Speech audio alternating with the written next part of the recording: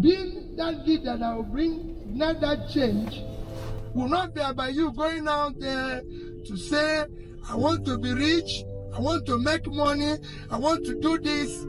That is why you have all the vices we are going to today. From governance.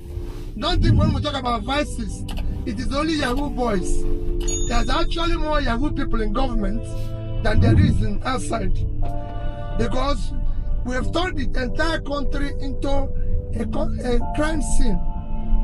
Where people inside are stealing, people outside is stealing. No. It is for you to help to bring a better change in that society that you want to live. It will be speaking at the 4th graduation ceremony of Nextford University in Lagos. He's right. Look at that. This is the main reason Nigerians don't take EFCC and other law enforcement agencies seriously. Many Nigerian corrupt politicians are working freely today despite not being able to explain their wealth. Most of them stole the treasury blind when they were in office. A huge example is the former Kano State Governor Umar Ganduje. This man was caught, as you can see in this video, stuffing wads of dollars when he was in office. This happened since 2017, by the way, and up to today, no law enforcement agency in Nigeria has brought him to trial. This is a man who was involved in an elaborate scam, a type of scam that all local scammers or Yahoo boys can never dream of. They can never have the opportunity to scam their people this way. He was involved in over-invoicing of a contract, and that over-invoicing, the overhead amount of money that he added to the contract, this is the contractor paying him the kickback. So he scammed Kano people, told them that the contract was worth 1 billion naira, for instance, whereas the real amount might be 500 million naira. This is exactly how many Nigerian politicians steal their people blind. And you can imagine how crude he was about it. He didn't tell the contractor to wire the money to someone who will help him to launder the money, maybe abroad. Rather, he chose to receive the money by himself, all in cash, no stories. Another Yahoo-like scam we've seen of recent is the former Minister of Aviation under the administration of Muhammadu Buhari.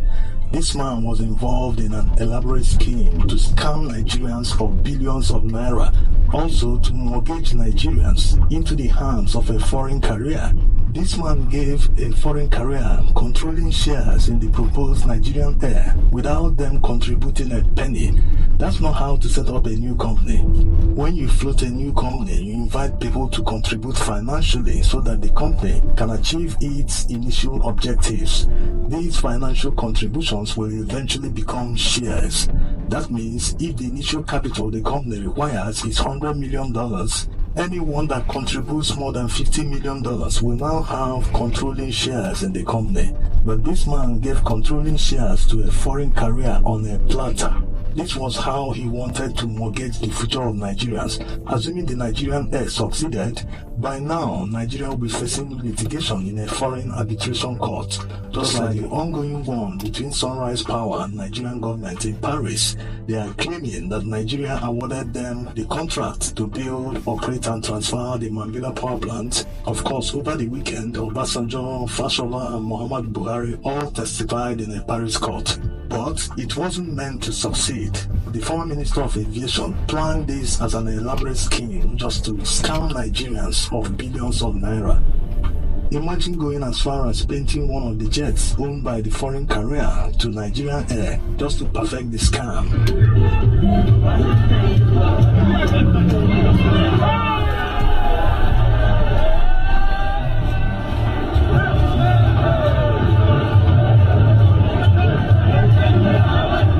Buhari is not even hiding the fact that he is swimming in wealth. It's not surprising they devalued the naira so much to the extent that it is now worthless. So they are now spending foreign currencies instead of carrying huge amounts in naira. All that corruption under his administration is proving now that he's part of it. Emefiele worked under Buhari. He is facing trial, many count charges, but here we are. Buhari is working free, spending dollars. Yes, he's retired, but all leaders must continue to live by example. We don't tell Nigerians it was the swan song under his administration. He always told Nigerians to buy locally made goods to boost the value of the naira. But here we are, he is spending in dollars, expecting Nigerians to continue spending in naira.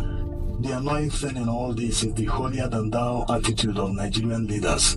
Remember that this same Buhari broke the law on election day in 2023 by showing his ballot to voters, which means he was still campaigning even on election day. They tell Nigerians to be law-abiding in all their dealings, but to them, they are above the law. They can do whatever they want without consequence. One day, Nigeria will start working for everyone. Look at South Korea. They just impeached their president and is about to be put to trial. This is a serving president, not to talk of the one that has retired from office.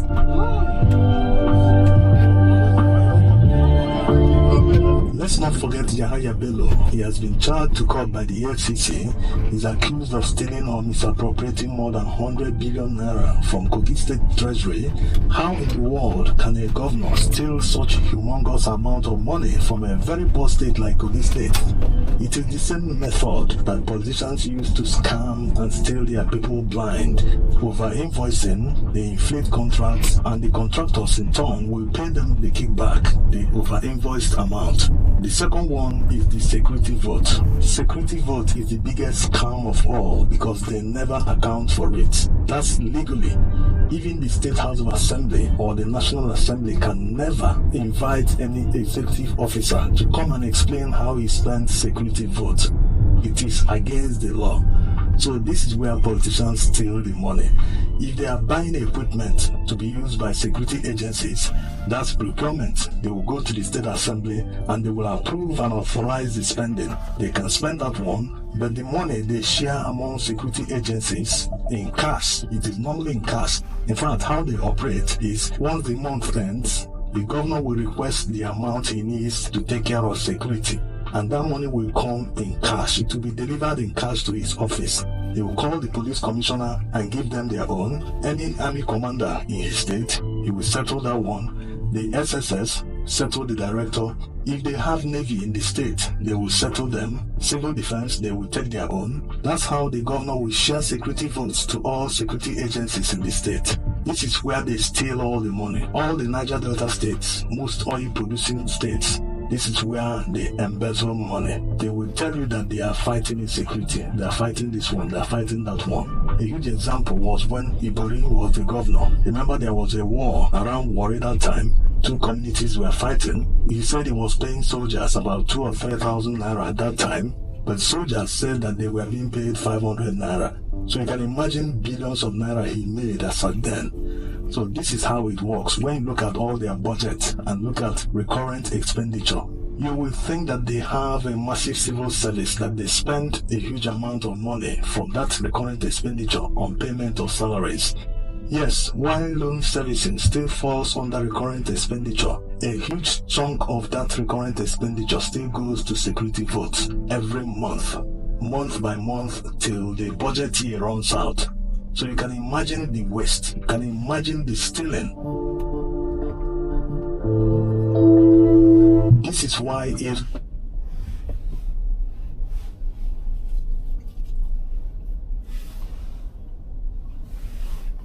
FCC and other security agencies must devote at least 95% of their time going after politically exposed persons. The amount of money they steal, and when you consider the fact that this money belongs to Nigerian people, which one should be the top priority? Nigerians pay the salaries of all these security agencies, so they should be able to work for Nigerians. Go after people who are stealing Nigerian people's money.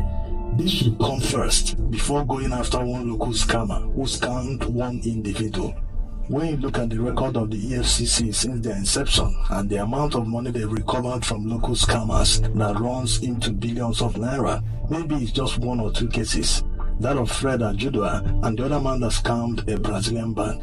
This was under Nuhu Ribadu in the 2000s. So the question remains, why do they waste their time on peanuts when there are literally billions of naira to be recovered from politically exposed persons? It can only mean that they are afraid of politically exposed persons. They don't want to lose their jobs. That's why they go after young men they profile as Yahoo boys. They know they are weak, they can't do anything. The little money they have, They will use that money to secure their bail, and in some cases they force them to accept what they didn't do, and they will be charged to court en masse. Many things go on. But Nigerians will only start taking them seriously when they go after the big fish, the people that have stolen this country blind, the people that have made this country underdeveloped. Most developed countries Nigerians emigrate to, they don't even spend much in maintaining their infrastructure. The kind of waste that goes on in this country just because people in charge are involved in over-invoicing any contract they award, their own cost must be there. This increases the cost of governance in Nigeria, something that is supposed to cost 100 naira. Because corrupt politicians are involved, it will become 300 naira. It doesn't happen in most of these developed countries. So until they start going after people who have stolen so much money that even their 10th generation will never lack, then Nigeria will continue to remain underdeveloped. Thanks for watching.